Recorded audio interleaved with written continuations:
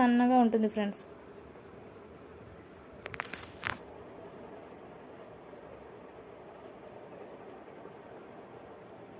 ఇలా పావించు మందంతో స్టిచ్చింగ్ చేసుకోవాలి.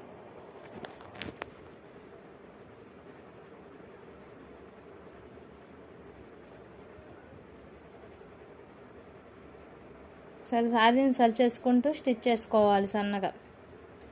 ఇలా స్టిచ్చింగ్ చేసుకుంటే అంచులు ముడతలు రాకుండా, క్రాసులు రాకుండా ఉంటుంది ఫ్రెండ్స్.